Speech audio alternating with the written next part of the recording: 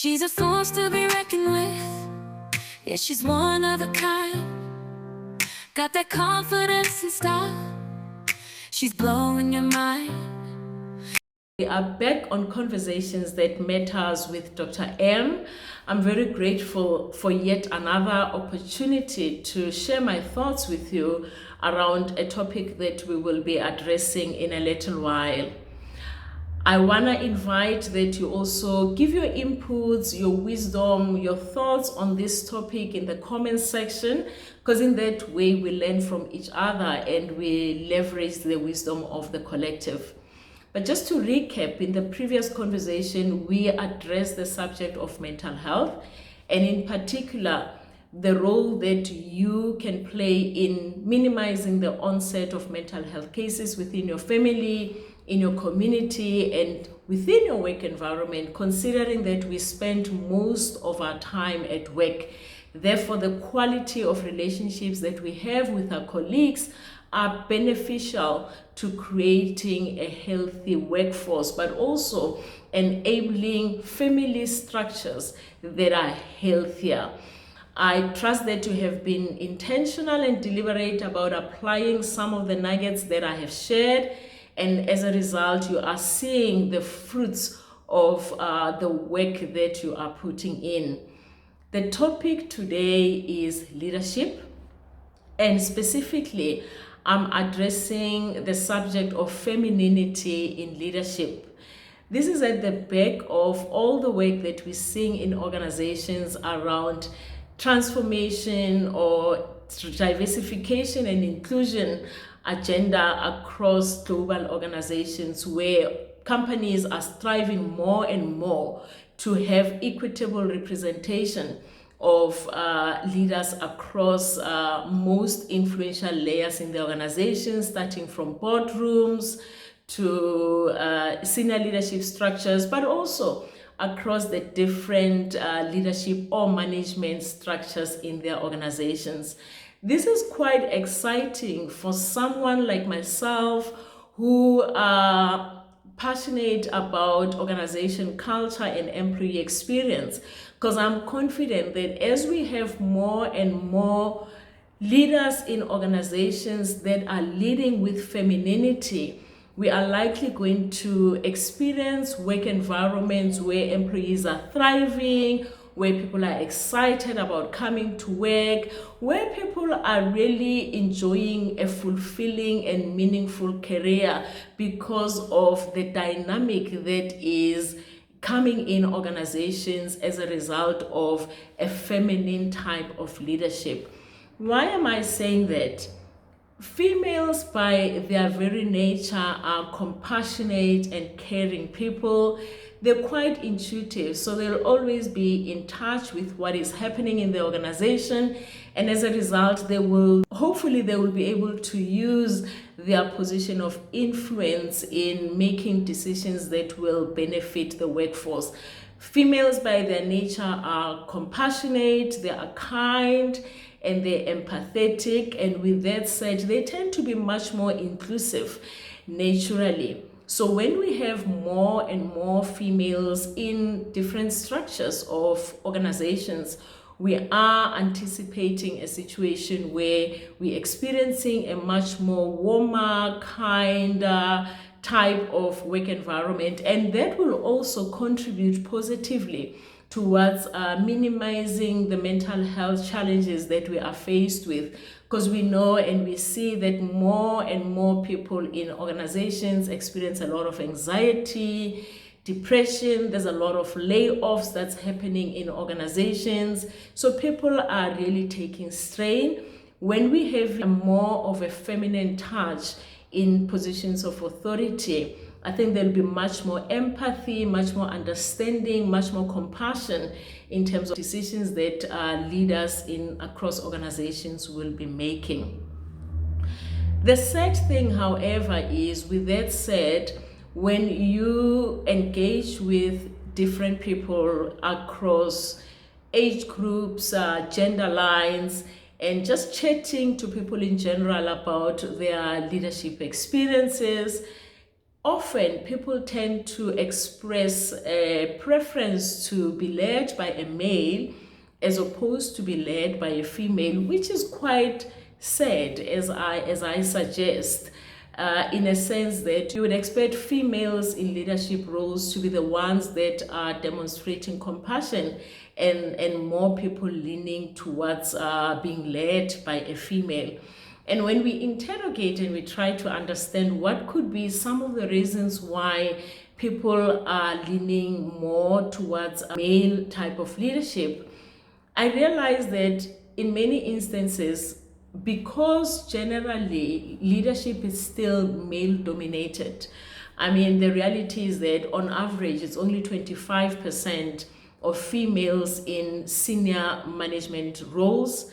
And when people are stepping into those roles, they are stepping in environments that are highly masculine, very dominant, authoritative, quite assertive, egoistic to a larger extent. And many women, as a result, when they step into that space, high likely they tend to wear the jacket of masculinity as a way of fitting in that environment. But also could be that females tend to believe that for you to climb the corporate ladder or for you to be head in an environment, you need to demonstrate qualities that have historically been associated with leadership or success, such as being overly assertive, authoritative, and all those type of qualities.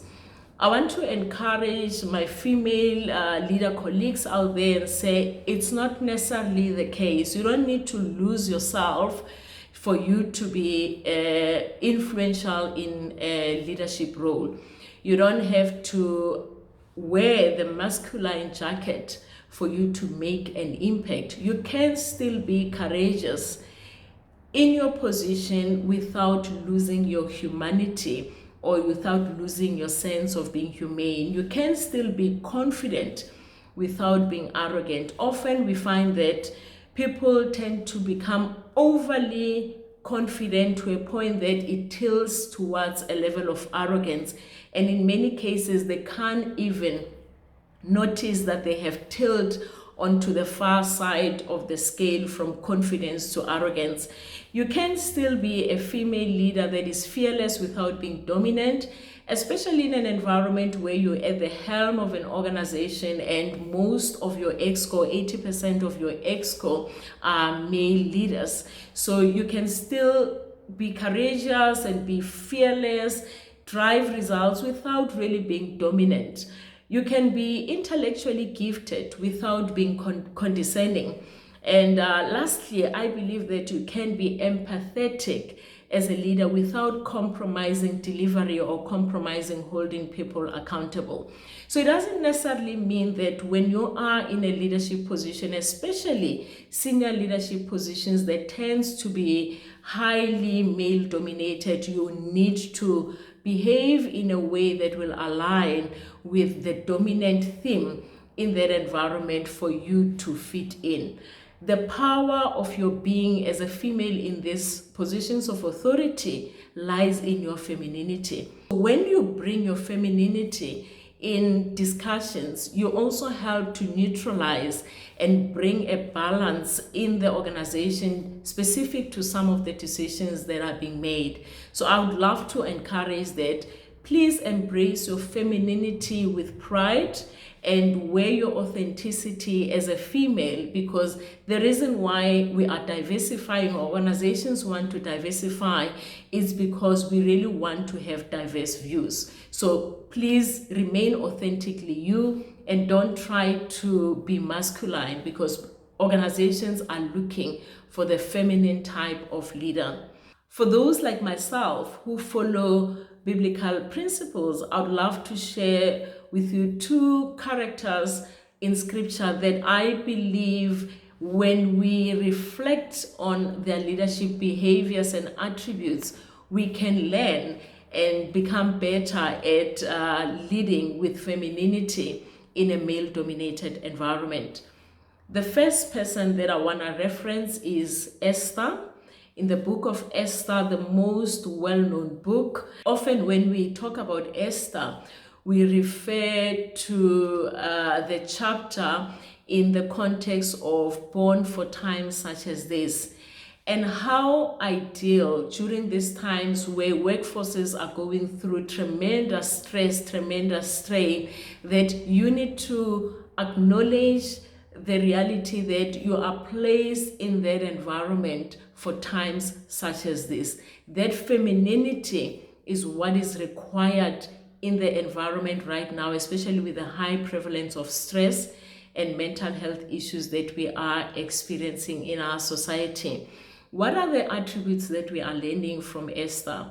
Firstly, for me, the takeout is that she was fearless and selfless, in a sense that despite the risk imposed on her, possibly by standing up for the people and representing the people with the king, she made a conscious choice to do what is right.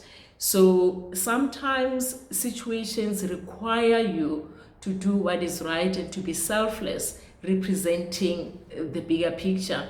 And in that particular situation, because of the choice that she has made, she managed to save a nation. So hence I'm saying, whatever you are going through, whatever challenges you are faced with in that environment, always remember that you are there for a reason, and you have all it takes for you to make an impact and to save your organization. All that you need to do is to make a choice.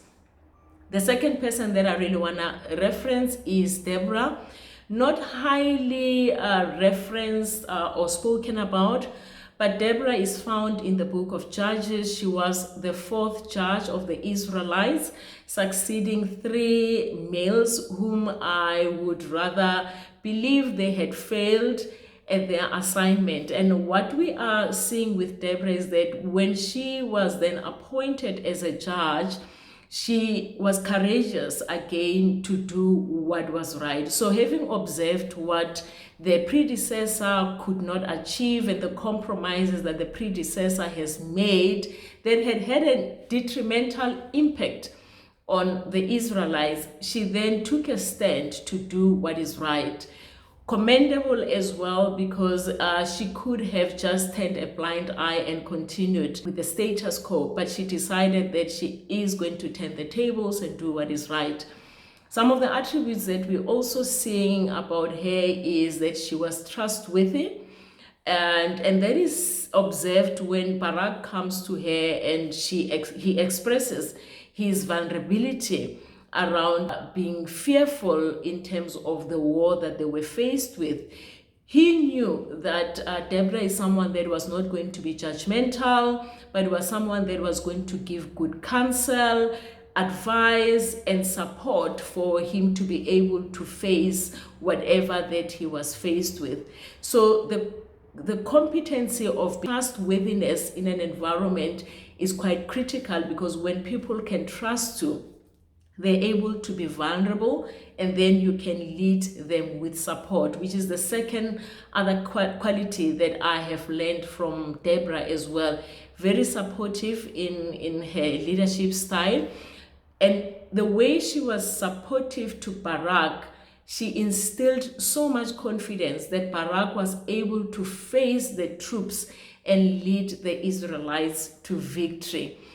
The third thing that I liked about this story is when they were eventually victorious, she celebrated, but in her celebration, she recognized and remembered another female who had played a crucial role towards their victory. So despite the fact that she was at the helm, she was leading, she was well known and trusted, she was able to recognize someone else who had contributed towards the bigger picture. Also quite commendable, because sometimes we find that people in general struggle to give recognition where it's due. And those are some of the things that can actually break trust. But the fact that she was able to recognize other people's contribution, she was able to lead in a supportive way, in an encouraging way, it instilled not only trust, but also people were able to be vulnerable around her. I trust that with the qualities that we are seeing here and others that I have indicated previously, you would be able to understand that you don't need to be intimidated in your position. You have all it takes for you to be successful in your role as a leader. And your superpower actually as a female leader lies in your femininity, your ability to continue driving results in an empathetic way, demonstrating compassion and kindness towards other people without losing, holding them accountable. Those are some of the things that will really make you stand out as a leader, but most importantly, enable an environment where people are thriving, where people are living out their purpose, where people are contributing, knowing that they will be recognized for the work that they carry through.